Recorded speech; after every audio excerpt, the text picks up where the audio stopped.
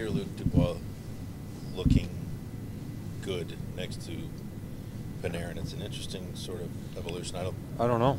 Yeah, really? No, I don't know. If I thought it was going to work, I would have tried it a lot earlier than 3 other guys. Yeah. You just never know. As I said with Luke, we talked in the summer how we were going to handle him. Is it too much from at center? Too much responsibility? Let's bring him in slowly as a wing. So a lot of different things, but and there you go, coaching. Yeah. Half the time we don't even know what we're doing until something works. Yeah, it wasn't working with Nick. I didn't like it with Wenny. Luke was finding his game while we were trying different things. And the other night we talked. I said, let's try him. Yeah. And, Nick just wasn't playing well with him. Nick was going one way, Brad was going another way. He's a different guy. He's a different player. Right. But I'm not going to get in his way either as far as trying to change his game. So that's how it goes. Yeah. This science of lines. Oh, it's a bunch do of you ever bullshit. get your arms around it though? No, I mean, no. And I don't mean the analytics. I just mean like how lines work or why they work. Yeah, and I get a kick out of us as coaches. We talk about this, that, the other thing. This is what I'm looking for. It's a bunch of bullshit. We try things, and if it works, it works. Right. It's not on the board and going over what that player is. At least that's my feeling. I shouldn't talk for the other coaches, but we get in the way most of the time. I just think back here, like they were always looking for a center to play with Rick Nash. Yeah. And the guy that made sense with Rick Nash was the guy that probably shouldn't have been in anyone's top 6, Manny Malhotra. Yeah. Just worked with Nash. Yeah. Interesting. It's just stuff and Manny's just a penalty killer. Nothing against him. No, Manny's a great person. Yeah. Who would have thought it? Who would have thought it? Yeah. That's how it worked. Coaching. Do you think some of the guys that you put there tried to be a certain way to work with him, and that's why it didn't? I think Nick was thinking. Yeah. Nick's a thinker anyway. Yeah. I think he was thinking. I think Wenny, not so much thinking about with the bread, but Wenny's been thinking a lot himself on his game. And it's the old adage, don't think you hurt the team. Yeah, because just talking to Wenny here and when he's been out and about certain things that we're looking for when he comes back, he's confused. He has way too many thoughts in his head. And Nick has way too many thoughts in his head, period. Yeah. All the time. Yeah. So, but I know Nick was thinking about the player when he was thinking about his game, and thinking's a bad thing. Yeah. And Dubois maybe has a little more skill than people. Oh yeah. think. Yeah. This see the size, but maybe there's some more. Yeah, there's a lot to his game. I have a tremendous amount of respect for Jarmo in his. I've learned a lot from him in the short time I've worked with him in how he looks at players. Yeah. I think he's one of the sharpest guys as far as looking at players and what they have.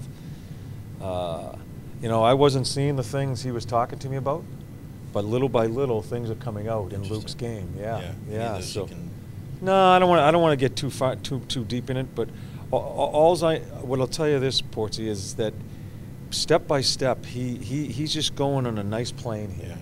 Hasn't been a real big hiccup. There will be as we go through, but there hasn't been a real big hiccup for a while here, and I've played him at all 3 positions. So yeah, we're just going to let him play, and you just never know. You never know. You had Artie Anisimov from New York. Yeah. Who worked really well with Panarin. Yeah. There's some skill there, but he's not a flashy. No, he's just a smart player. He's one of the smartest players I've coached. Yeah. And he just it rolled off of him. He didn't feel the pressure. I'm sure he didn't feel the pressure of playing with those 2 wingnuts out there in Chicago together, Kaner and Brett. Right. And I mean, Kaner's a different guy as far as they're great players, great people, but they're different. And if you're a center between them, you have to be a pretty cool cat to be able to play with those guys. You let things roll off, because I'm sure he wants the puck at certain times. That guy wants the puck, and you're just going to play. And so Artie has that demeanor. Yeah. And is Dubois kind of like that? Yeah, and as I'm getting to know him, we have more and more conversations. I think he's a very intelligent player. I just, yeah, again, I'm not having breakfast and lunch with him and stuff like that. I don't know him as a person that way, but I don't think, I think he has a quiet intensity about him, but I don't think he lets a lot of the stuff, the peripheral stuff around him bother him. Yeah, like I asked him about, is there pressure on you as far as being the number 3 pick? He says, not pressure on me. I don't feel it. Yeah. Other people might feel it. I don't. So it was a really good answer as far as really what his makeup is. Yeah. More confidence he Oh. That's a fine. You don't get any more questions today. Should be a fine. I know you're only worried about your team's game, but you got Ottawa coming in. Last year you had some crazy games against this team. I don't even remember them. You don't remember the 7-6 overtime? Oh yeah. And I mean, it was just they somehow create some kind of a problem for you. I don't know if it's the way you play or they play, or maybe the way you played against them. But what do you need to see tomorrow? Just keep on trying to improve as a team. It doesn't matter who we're playing. They're all good teams that we play. We just got to keep on improving as a team. I think each game that's gone by here, I think we've played more consistent minutes. I'll put it this way, Bobby. I think we've gone in the front door more, winning games, than going in the side door in some of the games we've won this year. I think we're more, we deserve to win last night. I think we've had more situations like that and really deserving to win the game than some of the games we've won as we've gone through the early part of the season. And you had to use a lot of patience against that Calgary team, especially because they had a goaltender that plays the puck well, and you couldn't attack as much on the forecheck as you might want to. You have to be patient against Ottawa, too, because of the way that they try to play and they try to... Oh, yeah. The neutral zone, and that's where I thought there was a little bit difference. I even listened to Gully's comments last night about the turnovers. I thought we created a lot of turnovers on them to keep us going into our counters and trying to play with speed. I don't think we turned the puck over that much last night.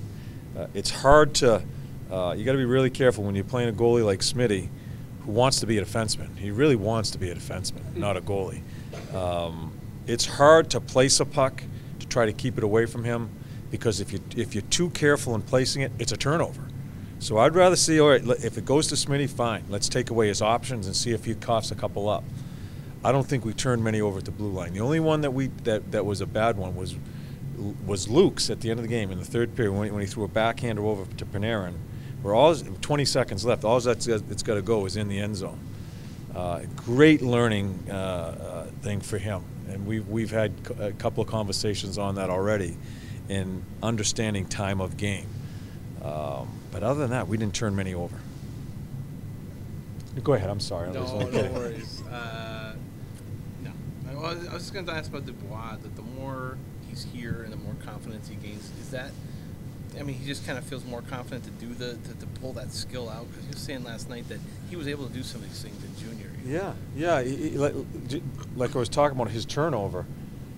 I made sure I prefaced that you can't turn it. That's got to go north. That's just got to go in. There's no question. I said, but I do not want to be a hindrance in you making plays, and that's the fine line he has to find himself in playing with Brett and playing more minutes in an offensive position. I want him to try to make a difference. I want him to try to beat people. He's big enough and strong enough. We'll go through a learning curve of understanding, like he just said to me in the ice. I said, did you get what I said to you last night? And he said, yes, time of game.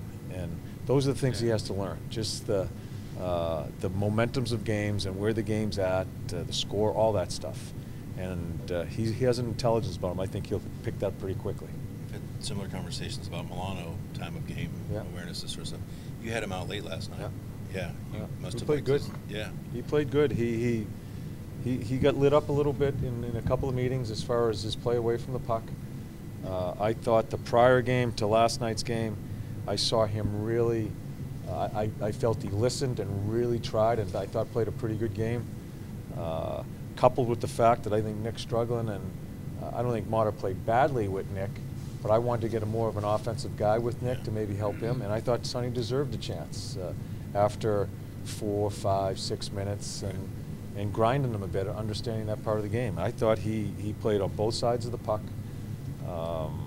There was one play, I forget when it was, but he's skating through the neutral zone. He's late in the shift, And I'm watching him. Is he going to go on his backhand and make a cross-ice pass, or is he going to get that damn thing in and change? Yeah. He dumped it in. He changed, and he couldn't get to the bench. I was yelling at him before he even got to the bench. That's a great effing play. Yeah. And he may say, well, I just dumped it in. That's a great effing play for him. And so that's good. And so I thought he played really well. Did you learn anything as a coach last night about your two young defensemen there, Werenski and Seth Jones? They were matched up against, for the most part, against the Gaudreau line, and they did a hell of a job. Now, we all know what they can do offensively, but last night they were their shutdown. Yeah, they, and along with, I started with Doobie's line, but I don't think Doobie's line, I thought they struggled a little bit last night, so I used all different lines against Gaudreau. And we talked about them before the game started, Rem, is they've gotten it's a team that is a really good team, but a lot of offense is coming off of that top line. We got to make sure we keep them in check and make them play defense. Yeah, so I was happy with, sometimes that's Jack and Savvy, but the shoe was with those guys. The offensive guys had to shut them down. They did a really good job in our end zone, and I thought did a really good job getting us out of the end zone so they don't spend much time in there. So, yeah, I thought we played a good game. I think the chances 16 to 6. They looked, Calgary, I'm not sure if it's the travel or not. Well, I don't coach their team. I don't need to get in there. I thought we played really well in the neutral zone and didn't allow them to play a lot of 140-foot game. We made them come the full 200.